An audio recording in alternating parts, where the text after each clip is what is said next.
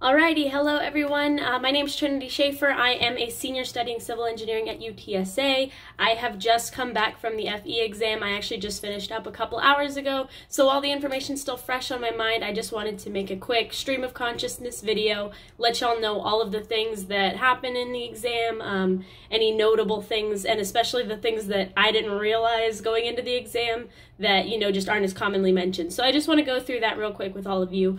So I'm going to start out with basically what process you go through when you get there. So you're going to get to your Pearson Testing Center. You're going to go in. They're going to take your ID. They're going to scan the palm of your hand. Evidently, fingerprints aren't in style anymore. They scan the palm of your hand now. But basically, they're going to vet you, make sure that you are who you say you are. They're going to have you put all of your stuff whenever it's time to go into the exam into a locker. They're going to give you the key for that locker. You're going to hold on to it for your exam. You don't take in a paper, you don't take in paper, a pencil, a pen, none of that. All you take in are your ID, the key to that locker, and your calculator if you've chosen to bring one. Pro tip, bring one. You don't want to use that computer calculator. There's already enough going on the screen. Bring a copy of your calculator, make sure it's one that they approve. Then whenever you have your stuff put in your locker, you're like, okay, I'm ready to go. I've turned my phone off.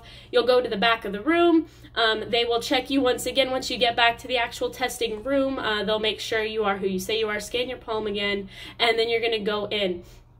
They're going to go set up the computer for you. They're going to say, all right, go ahead and go through the intake process, if you will. So when you get to the computer, you have your calculator, you have your ID and your key to your locker. They are going to give you a flip book, and it's like a plasticky laminated, and it's got like a spiral on the back, kind of like this. And it's a plastic laminated little booklet, and it's like not 11 by 17, but a good size. And that's what's going to act as your paper, because they're going to send that in with your exam. And it's almost like whiteboard material, except think of like a laminated paper. You're writing on that instead of an actual whiteboard. But you're going to have a marker that's similar to one of those expo markers, and that's what you're going to be writing on. So there's no physical paper. It's more so that, like I said, that laminated paper kind of thing. So just letting you know that how that is. It is gridded paper. So it's like your engineering paper, except you can see the grids better. They're a little bit bigger. The squares are rather. It was fine. It was fine. What else? So you have your makeshift paper. You have your marker. You're going to go in. This is one of the things that kind of I didn't know. When you go in, it's going to have you log in. It's going to say, do you want to start your onboarding, if you will. You say yes. You have 8 minutes from the time when you open the first instructions. After that first, okay, do you want to proceed page, you have 8 minutes to basically familiarize yourself with the testing, the layout of the exam, if you will. So they're not going to put you right in. You're going to have on the left side of the screen, this is y'all's left, I think, you're going to have on the left side of the screen the FE handbook, and it's not going to be like a PDF document. It's going to be more so like an electronic version. It's not like Control F short key isn't going to work for it. There's on the left margin, there is a search function, and then there's a table of contents page, if you will, and you just toggle between the two. It's just like if you had an AutoCAD, one of the little, I forget exactly what they're called, but it's just sitting in the left side of your screen, not really in the way of your paper or your FE handbook. But you have that menu of, okay, do I want to search or do I want to use the table of contents to navigate to, let's say, the statics portion or the math portion or whatever. So you have a table of contents, and then you have your paper itself, your FE handbook, the way you do, when you're looking at a PDF on your computer. So you have your FE handbook on the left side of your screen, and then on the right-hand side is where the questions are going to pop up. And so while you're going through that tutorial, it's filled with, the instructions, hey, try this feature, practice this. And that, like I said, just know most of it intuitively, but just toggle through those features real quick because it only gives you 8 minutes and you don't want to miss out on those last few instructions. Another thing that's worth noting that I didn't know is that it's going to have you, if you don't already know this, the exam is split into 2 parts. The first part is the general engineering knowledge, and then the second part is specific to your major. So for me as a civil, the second half is going to be where I get into that structural, transportation, geotechnical, all of that. The first half is more general. Once you finish that first half, you could take as long as you want. You could put all 5 hours and 20 minutes of the exam into the first half if you want. Of course, you're leaving yourself no time for the second half, so you don't want to do that. But the point is, you get to choose how much of your time you allot to the first half versus the second half of the exam. However, you cannot go back to the first half once you've proceeded to that second half. So at the end of each half, it's going to stop you. It's going to show you, once you've answered that last question and click next, it's going to show you what it calls a review page. And that review page is going to have a list of all your questions. It's going to say numbers 1 through 55 for that first half, and then 55 through 110 for that second half. And it shows all of them you can click on. So you can navigate, you can toggle to any of the questions you want. And when you do this, excuse me, whenever you do this, you have the opportunity to either click on, like I said, a specific question, or you can have it go through all of the questions you either have not yet answered, the ones it considers incomplete. You could have it go one by one. So that's an option for you, is to leave some as incomplete. The other option is that you flag the questions that you don't know the answers to. So what I mean by that is, when I'm going through all the questions and I get to one that I just can't figure out, or I don't want to spend the time on right now, I go, oh shoot, I don't know this one. Hopefully I can come back to it. I can either leave it unanswered and just go on to the next one, or I can push that little flag button, which it'll show you where that is, but it's at the top right of your question. So you have the choice to do one of those two, or both, I mean, if you have your own system. But those are the options. When you get to that review page, it's going to say, do you want to go to the ones that you had incomplete? Do you want to go through the ones that you flagged, or do you want to go to a specific one? So that kind of helps, and that helped me because it saves you the time of toggling. I didn't know that was a feature, so just sharing that with you, that review page is very helpful.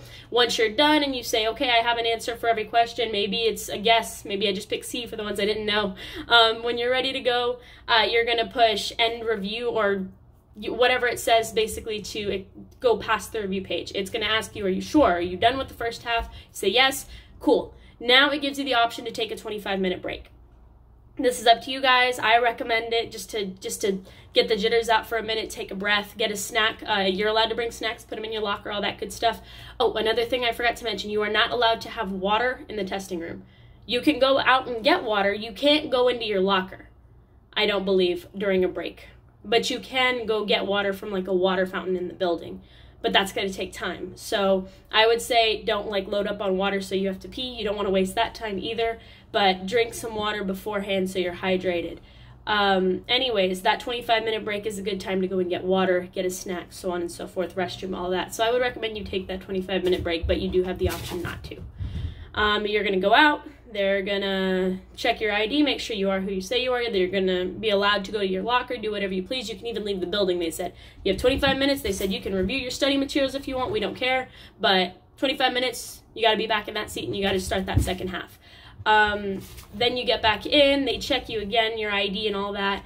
Then you get back in, and you proceed, and you do the second half the same way as you did the first. You go in, you do your 55 questions, leave some blank, leave some flagged if you want, proceed however you see fit, and then at the end, once again, you're going to go through that review. Okay, do I want to go back and look at any questions? If I have some spare time, I might want to go and, double check my answers. Up to you. I didn't have time to double check my answers, but I did have time to go back for a few. So that's another thing I want to mention just as a point of expertise. I definitely am the type of person who struggles to meet the time requirements on an exam just because my brain works a little bit slower. That's just the way I am. I still had extra time at the end of this one. So I would say they do give you ample time. I would say don't stress about time being a factor. Obviously move diligently. Don't waste time. But if you're typically the one that's rushing to write those last answers in at the end, you should be okay on this one as long as you move quickly. Now, some things that I wanted to make sure I made mention of. In that search feature, you do have to search the exact word. So if I put, I always forget to come up with an example. Okay, property versus properties. Singular would be property with a Y, plural would be property, IES. If I search properties and in the text it shows up as property, it's not going to show up. So I would search the root of that word, stop at the T, and then search it like that, and then it'll populate all of the options that have either ending. So I would go like that. at first when I opened it, I thought I had to, it'll show you in that left menu I was telling you about, it'll show you every place where that word that you've searched or that phrase occurs. You don't have to click every single one. You could push the down arrow and it'll go to the next option for you. Like if you had Control F featured and then you wanted to just click the down arrow to swipe through them real quick, you could do that on the exam as well. I didn't know that for the first half. Kind of figured it out along the way. I already mentioned that. Oh, new thing, if you've been practicing on the old practice exam or just referencing old materials, a new thing they've started doing is putting some questions that aren't multiple choice. There's not a lot of them. A few are free responses, and there's a blank, and you just got to come up with a number. I think I had 3 out of 110 questions like that. So it's not the end of the world if you're like, really not about that, it's okay. It's not going to be a super huge portion of your exam. There also were a few where it was like a matching game. Like I know in the practice exam that I have, there is one where it has something to do with, I think like the properties of transportation. Like something to do with transportation, like, okay,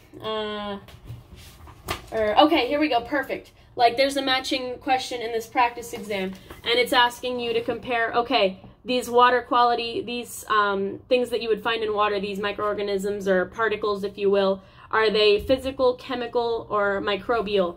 And like one of them is or radiological, one of them is radon, that's obviously radiological, and I'd like draw a line and match them, you know. Turbidity, I believe, is a physical quality, so I draw a line to match it there. So like things like that that aren't necessarily a multiple choice question. So there's going to be a few of those. Don't let them scare you. Just be, you know, aware of them. I'm going to be honest with you guys. A lot of those like theory questions are just the kind of thing that, you know, I would say maybe 5% of test takers are just going to happen to know. You know, it's just going to be like, oh, you know, my dad works in construction and I heard him talk about, you know, the way that they lay asphalt, so I know this. You know, like they're very, very particular kind of niche knowledge kind of questions, and you're gonna miss some of those, the like theory questions or the, you know, matching game questions. You're gonna miss some. It's okay. I know I missed some. I'm sure everybody else did. It's just like I said, they're always very particular, and it's not like you can study for those types of questions, because that if you tried to study everything they could possibly ask you, you'd literally die of old age before you ended up finishing studying for this exam. So just be okay with the fact that you're going to miss some of those. It's all right. Last thing, I just wanted to throw out a fun fact. Well, this actually does pair with some knowledge I wanted to give you. There's a comfort items list in the NCEES, basically their handbook, their guide to exams. There's a comfort aid items list, so if you want to see if you can bring some comfort item that means a lot to you, you could check that list and see if it's in there. Oh, they do provide noise-canceling headphones, so you don't have to worry about that if that's one. But my fun fact is that tissues are actually on that list of comfort items. I imagine that they mean for like if you have the sniffles, but I just thought it was funny. I was like, well, I'm glad my exam went well. It would have been tough if I needed those tissues for a different reason. But yeah, I haven't gotten my grade back. I'm hoping for the best. Regardless, not the end of the world if I have to go in for a second round. I know many people who have had to. There's no shame in it whatsoever. So if you're about to take it again, best of luck to you as well. Good luck, guys. Wishing you the best. Have a great day.